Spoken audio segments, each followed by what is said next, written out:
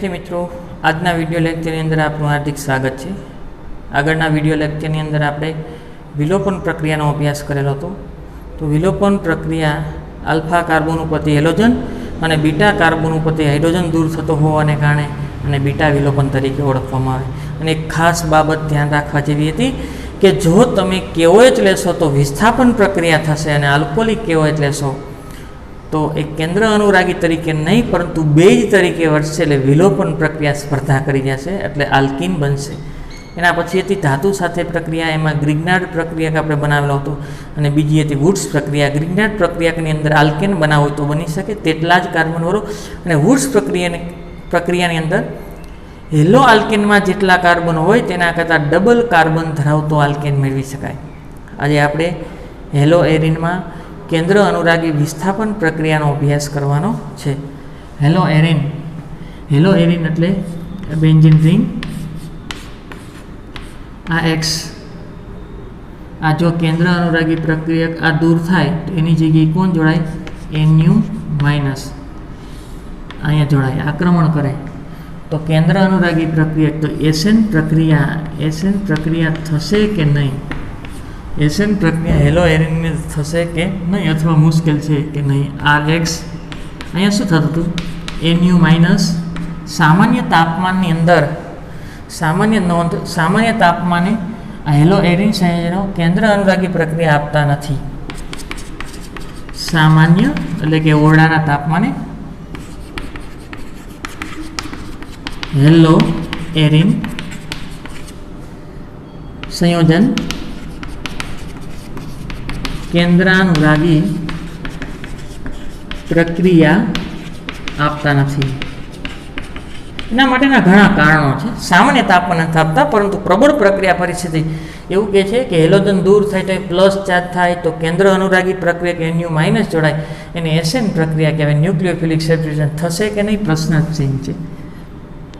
અહીંયા સરળતાથી થાય, આ બંધ તૂટે, ઇલેક્ટ્રોન લઈને વહી જાય, NU માઇનસ અહીં જોડાઈ જાય, R NU અને X માઇનસ આમાં સરળતાથી થાય, સામાન્ય તાપમાને થાય।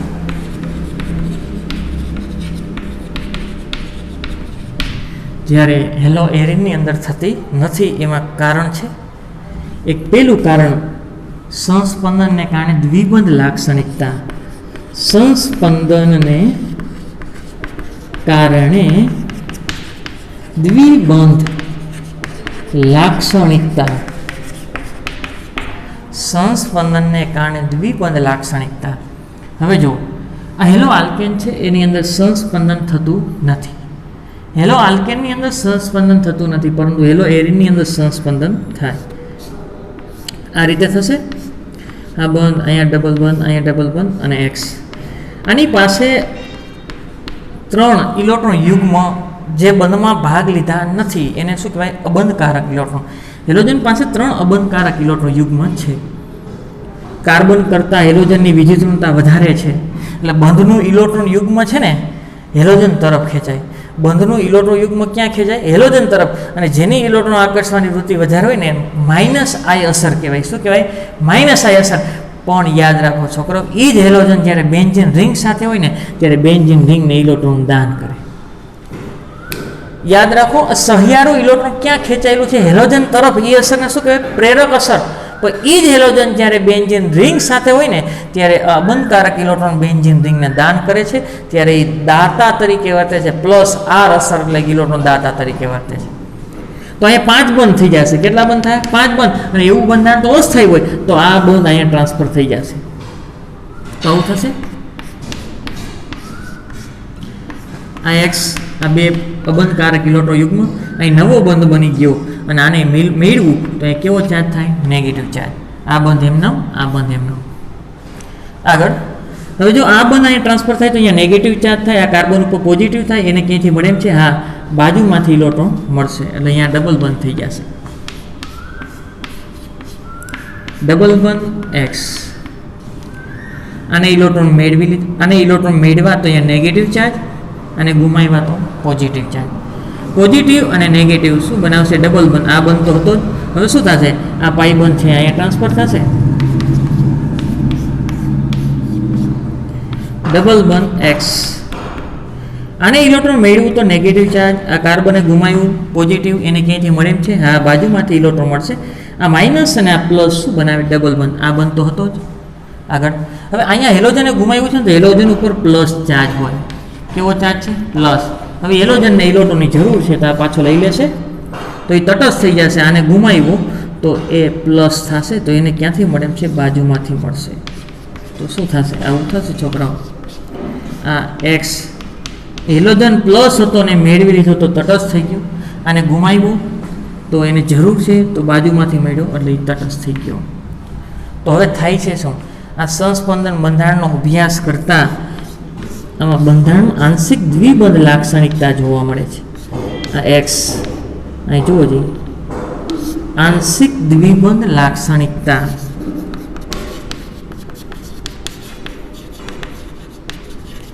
કાર્બન હેલોજન વચ્ચે શેમાં?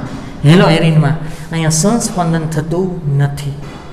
સંસ્પંદન થતું નથી હેલો આલ્કેનમાં, એટલે એ સરળતાથી બંધ તૂટી જાય. સામાન્ય તાપમાને પણ કેન્દ્ર અનુરાગી વિસ્થાપન પ્રક્રિયા થાય, પણ હેલો એરિનની અંદર કાર્બન હેલોજન બંધ આંશિક દ્વિબંધ હોય. આંશિક દ્વિબંધને કારણે બંધ પ્રબળ હોય, જે સામાન્ય તાપમાને તૂટતો નથી.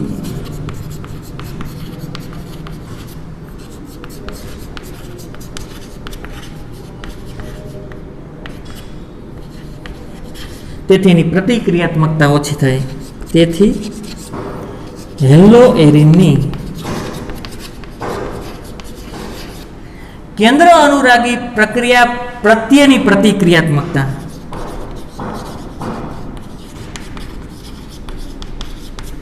ઓછી. કોની સરખામણીમાં? હેલો આલ્કેનની સરખામણીમાં હેલો એરિનની કેન્દ્ર અનુરાગી પ્રત્યેની પ્રતિક્રિયાત્મકતા ઓછી હોવાનું કારણ એક તો સંસ્પંદનને કારણે દ્વિબંધ લક્ષણ જોવા મળે છે. દ્વિબંધને કારણે બંધ પ્રબળ થઈ જશે, બંધ લંબાઈ ટૂંકી થઈ જશે, અને જે સામાન્ય તાપમાને તૂટતો નથી. તેથી હેલો આલ્કેનની સરખામણીમાં એક કેન્દ્ર અનુરાગી પ્રક્રિયા છે એ મુશ્કેલ હશે. પ્રશ્નાચિહ્ન મૂક્યું થશે કે નહીં? હા થશે, પણ પ્રક્રિયા પરિસ્થિતિ કેવી આપવી જોશે? આની સરખામણીમાં અહીંયા પ્રબળ આપવી જોશે. આ પ્રથમ કારણ હતું. ફટાફટ સ્ક્રીનશોટ પાડ્યો, પછી બીજું અને ત્રીજું કારણનો અભ્યાસ કર્યો.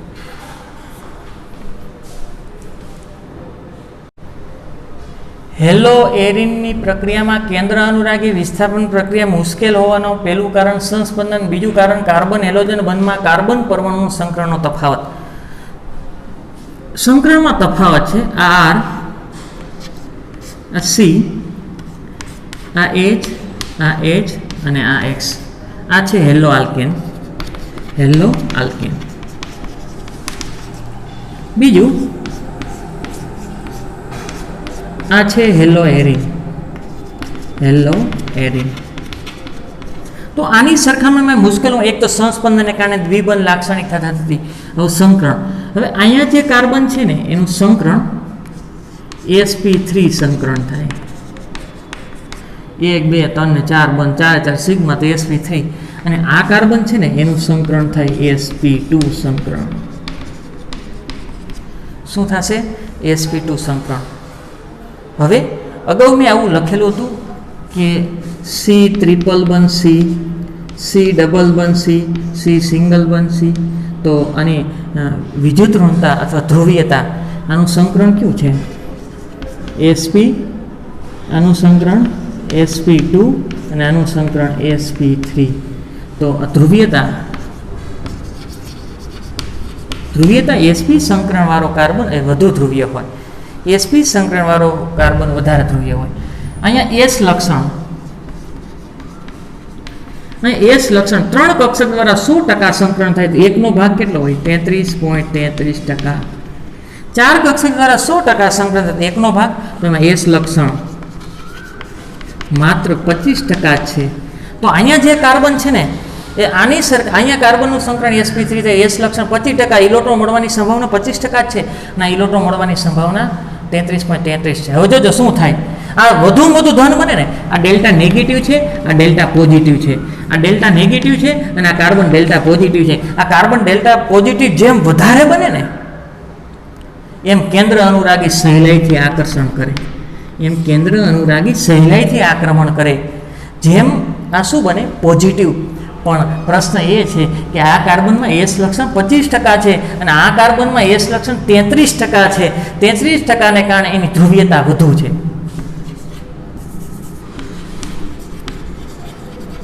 આ કાર્બન વધુ ધ્રુવીય છે એટલે કે અહીંયા ઇલેક્ટ્રોનની ઘનતા વધે છે અને ઇલેક્ટ્રોનની ઘનતા વધતી હોય તો ધન વીજભાર ઘટે અને છોકરાઓ ધન વીજભાર ઘટે ને તો કેન્દ્ર અનુરાગી પ્રક્રિયક અહીંયા સરળતાથી આક્રમણ કરી શકતો નથી. ફરીથી આ કાર્બનનું સંકરણ sp3 એસ લક્ષણ 25%, આ કાર્બનનું સંકરણ sp2 અને એસ લક્ષણ 33.33%. આ કાર્બન વધુ ધન બને ને તો ઋણ છે એટલે કે કેન્દ્ર અનુરાગી અહીંયા આક્રમણ કરે. પણ આની સરખામણીમાં અહીંયા એસ લક્ષણ વધુ એટલે વધુ ધ્રુવીય છે એટલે કે અહીંયા ઋણ વીજભારની ઘનતા વધતી હોય.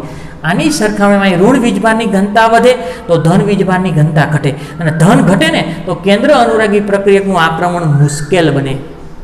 તેથી તેનો બંધ તોડવો મુશ્કેલ. વધુ ધ્રુવીય તેથી બંધ લંબાઈ ટૂંકી થઈ જાય,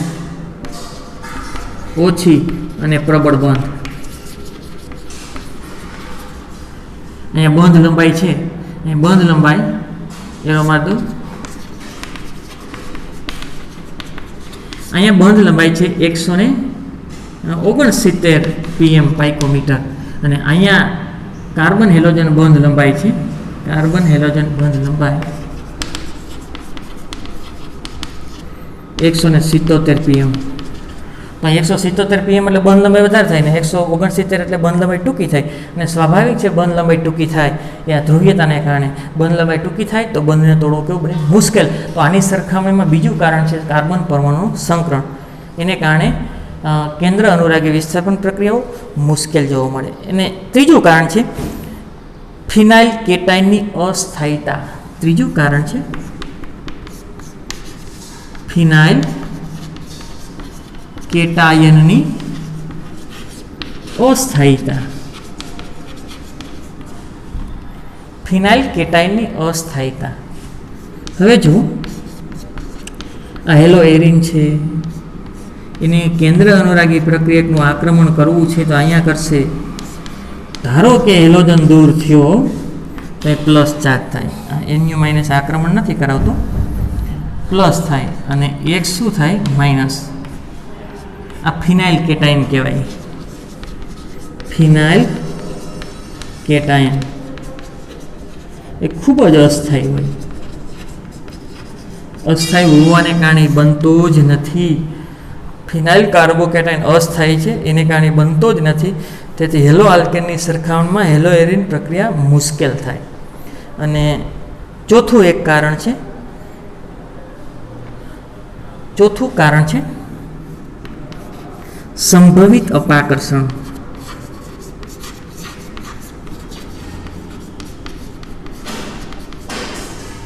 સંભવિત અપાકર્ષણને કારણે હોતો આ એક્સ અને NU માઇનસ. હવે આ ઇલેક્ટ્રોન ધનિક છે, ઇલેક્ટ્રોન ધનિક કેવું છે? ઇલેક્ટ્રોન ધનિક. અને આ બેન્ઝીન રિંગ છે ને એ પણ ઇલેક્ટ્રોન ધનિક છે. કારણ કે પાઇબંધ છે ને એ નબળા હોય, પાઇબંધ નબળા હોય તો એ સંસ્પંદનને કારણે ઇલેક્ટ્રોન ફેર્યા રાખતા હોય તો એને કારણે એ પણ ઇલેક્ટ્રોનથી ધનિક છે. આ પણ ઇલેક્ટ્રોન ધનિક છે, આ પણ ઇલેક્ટ્રોન ધનિક છે, તો બંને વચ્ચે અપાકર્ષણ થાય. મોટો ભાગ બેન્ઝીન વલય એ ઇલેક્ટ્રોન ધનિક છે. કેન્દ્ર અનુરાગી પ્રક્રિયા ઇલેક્ટ્રોન ધનિક એટલે ઇલેક્ટ્રોનની ઘનતા વધારે હોય, નેગેટિવ ચાર્જ વધારે, પાઇબંધને કારણે પણ ઇલેક્ટ્રોનની ઘનતા વધારે છે. તો આનું અપાકર્ષણ આનું અપાકર્ષણ કોઈ દિવસ ભેગા જ ન થાય. તેથી સામાન્ય તાપમાને હેલો એરિનની અંદર પ્રક્રિયા થતી નથી. ફરીથી કાર્બન હેલોજન બંધમાં કાર્બન પરમાણુનું સંકરણ આમાં sp3 થાય, આમાં sp2 થાય. sp2ને કારણે એસ લક્ષણ આમાં વધારે હોય. એસ લક્ષણ વધારે એટલે બંધની ધ્રુવીયતા વધારે, બંધની ધ્રુવીયતા વધારે, ધ્રુવીયતા એટલે નેગેટિવ ચાર્જ. હવે નેગેટિવ ચાર્જ થતો હોય તો ધનમાં ઘટાડો થાય. ધન વધે ને તો કેન્દ્ર અનુરાગી આક્રમણ કરે, પણ ધનમાં ઘટાડો થાય છે એટલે આક્રમણ મુશ્કેલ બને. તેથી બંધ કેવો બની જાય? પ્રબળ. અને બંધ લંબાઈ આની સરખામણીમાં ટૂંકી પણ છે. આગળ ફિનાઇલ કેટાઇનની અસ્થાયીતા, હેલોજન દૂર થાય તો ફિનાઇલ કેટાઇન બને, એ પણ કેવો છે? અસ્થાયી, એટલે દૂર થતો નથી. અને બીજું સંભવિત અપાકર્ષણ. આ કેન્દ્ર અનુરાગી પ્રક્રિયક પણ ઇલેક્ટ્રોન ધનિક છે, બેન્ઝીન રિંગ પણ ઇલેક્ટ્રોન ધનિક છે. તો ઇલેક્ટ્રોન ધનિક વચ્ચે શું થાય? અપાકર્ષણ. અપાકર્ષણને કારણે સહેલાઈથી એસાઇન પ્રક્રિયા એટલે કે કેન્દ્ર અનુરાગી વિસ્થાપન પ્રક્રિયા અહીંયા થશે નહીં. તેમ છતાં કરવી હોય તો પ્રબળ પ્રક્રિયા પરિસ્થિતિની જરૂર પડશે. એ આપણે આગળ અભ્યાસ કરી. સ્ક્રીનશોટ પાડ્યો ફટાફટ. આગળ હેલો એરિનમાં OH સમૂહ દ્વારા વિસ્થાપન. OH સમૂહ એટલે કેન્દ્ર અનુરાગી પ્રક્રિયા.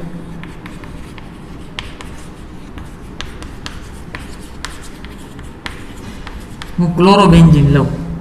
પહેલી પ્રક્રિયા ક્લોરોબેન્ઝીન, દાવ પત્તી છે છોકરાઓ, ક્લોરોબેન્ઝીન. એની પ્રક્રિયા હું NaOH સાથે કરું.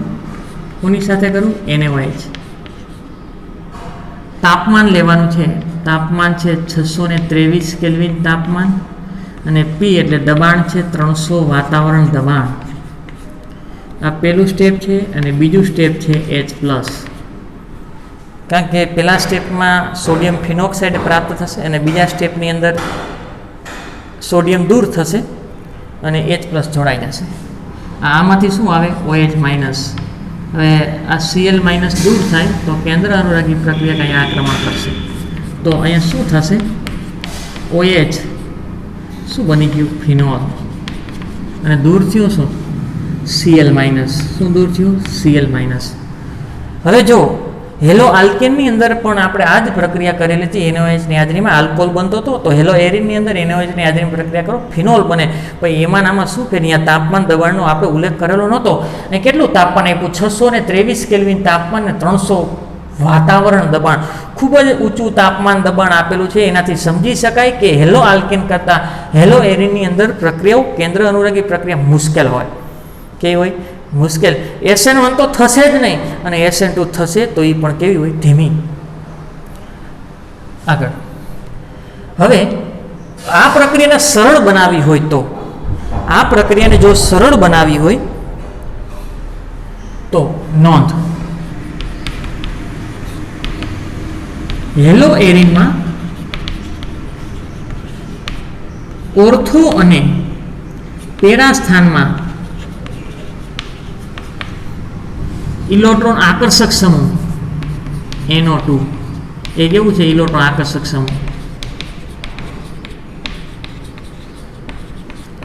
જોડાવાથી પ્રતિક્રિયાત્મકતા વધે.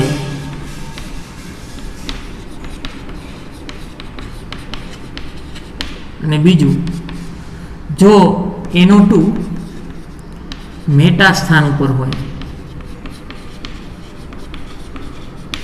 તો પ્રતિક્રિયાત્મકતામાં કોઈ ફેર પડતો નથી. હેલો એરિનની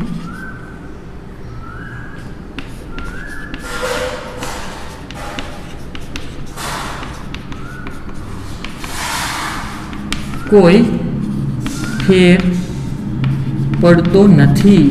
આ સાબિત કરી દેશું આપણે. શું કામે? એ ઓર્થો સ્થાન અને પેરા સ્થાન ઉપર જ NO2 સમૂહ દાખલ કરો તો પ્રતિક્રિયાત્મકતા વધે.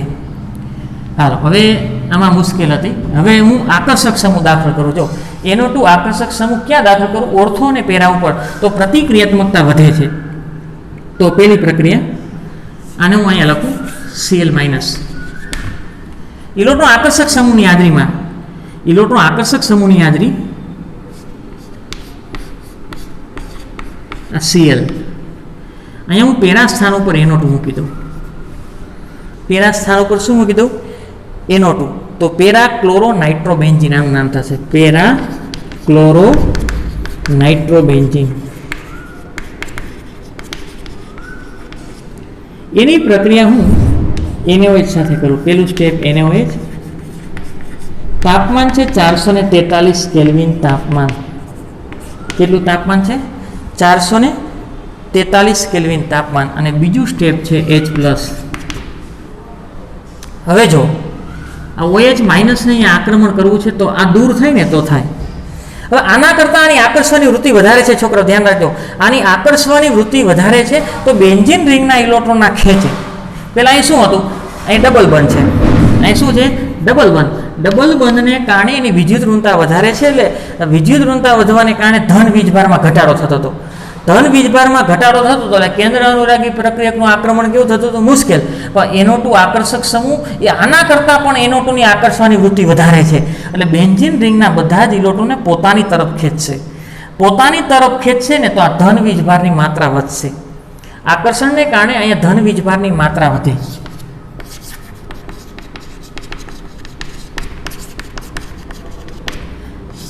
અહીંયા શું વધશે? ધન ભારની માત્રા વધે. આ આકર્ષક સમૂહ તમે પેરા સ્થાન ઉપર દાખલ કર્યો છે તો આકર્ષે, એને કારણે આ કાર્બન ઉપર ધન વીજભારની માત્રા વધે તો OH અહીંયા આક્રમણ થઈ જાય, Cl દૂર થઈ જશે. તો આવું થશે. OH અને NO2 તેમનો રહેશે અને Cl માઇનસ. આનું નામ થાય પેરા નાઇટ્રોફિનોલ. Para nitrophenol. તો જોવો જોઈએ ઉપરની પ્રક્રિયા કરતાં સરળતાથી થઈ છે એની ખાતરી શું? અહીં તાપમાન કેટલું આપ્યું હતું? 623. અહીં તાપમાન કેટલું આપ્યું? 443. આની સરખામણીમાં ઓછું તાપમાન આપ્યું તો પણ પ્રક્રિયા થઈ. તો એનો અર્થ એવો કે NO2 આકર્ષક સમૂહ દાખલ કર્યો તો આ બંધ નિર્બળ બન્યો. શું કામ? આ કાર્બનનું સંકરણ sp2 છે. કાર્બનનું સંકરણ sp2 છે તો ઇલેક્ટ્રોનની ઘનતા ઘટે, ઘનતા વધી જાય.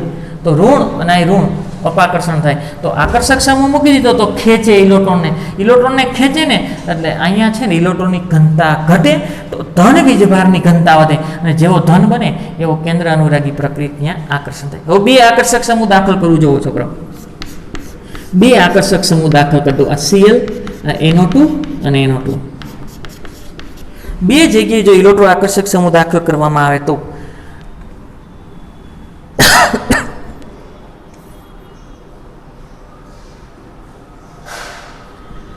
આનું નામ 1, 2, 3 અને 4 2,4 ડાય નાઇટ્રો ક્લોરોબેન્ઝીન. શું નામ થશે? 2,4 ડાય નાઇટ્રો ક્લોરોબેન્ઝીન. એની પ્રક્રિયા ઘણી વખત પૂછાઈ ગઈ છોકરો, ધ્યાન રાખજો ખાસ. NaOH અને તાપમાન છે 368 કેલ્વિન. તાપમાન કેટલું છે? 368 કેલ્વિન. જો આના કરતાં અહીંયા તાપમાન શું થયું? ઘટ્યું. તાપમાન ઘટ્યું તો પણ સરળતાથી થાય છે. એનું કારણ પણ છે H+ની હાજરીની પ્રક્રિયા કરો. બે આકર્ષક સમૂહ છે. કેવા છે? બે આકર્ષક સમૂહને કારણે ઇલેક્ટ્રોન પોતાની તરફ ખેંચે. ઇલેક્ટ્રોન પોતાની તરફ ખેંચે તો ઇલેક્ટ્રોનની ઘનતા ઘટે, ધન વીજભારની માત્રા વધે તો આ દૂર થઈ જશે અને OH અહીંયા આક્રમણ કરી દેશે. OH, NO2 અને દૂર શું થયું? Cl minus. આનું નામ થશે 2,4 ડાય નાઇટ્રોફિનોલ. શું નામ થશે? 2,4 ડાય નાઇટ્રોફિનોલ. આગળ તાપમાન ઘટ્યું તો એનો અર્થ એવો કે બંધ નિર્બળ બન્યો હોય. બંધ શું કામ નિર્બળ બન્યું? બે આકર્ષક સમૂહ દાખલ કરી દીધા, ઇલેક્ટ્રોનને પોતાની તરફ ખેંચ્યા. હવે જો ત્રણ આકર્ષક સમૂહ દાખલ કરતો તો એટલી બધી સરળ બની જશે ને પ્રબળ કેન્દ્ર અનુરાગી પ્રક્રિયકની જરૂર પણ નથી. એને પ્રબળ કેન્દ્ર અનુરાગી છે, ઊંચું તાપમાન ઊંચું દબાણ આપ્યું ત્યારે પ્રક્રિયા થઈ. Cl, NO2 અને NO2. આનું નામ શું થાય? 1, 2, 3, 4, 5 અને 6. 2, 4, 6 ટ્રાય નાઇટ્રો ક્લોરોબેન્ઝીન.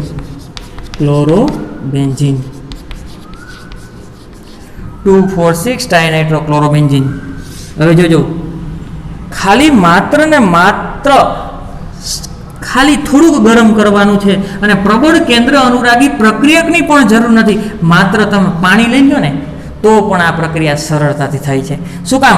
ત્રણ આકર્ષક સમૂહ છે તો ઇલેક્ટ્રોનને પોતાની તરફ ખેંચે ને અહીંયા ઇલેક્ટ્રોનની ઘનતા ખૂબ જ ઘટી જાય અને ઇલેક્ટ્રોનની ઘનતા ઘટે તો ધન વીજભારની માત્રા વધે તો આ સરળતાથી દૂર થાય ને OH અહીંયા જોડાઈ જાય. અહીંથી Cl, અહીંથી HCl દૂર થઈ જાય, નામ OH હોય તો અહીંયા જોડાઈ જશે તો પિક્રિક એસિડ પ્રાપ્ત થાય.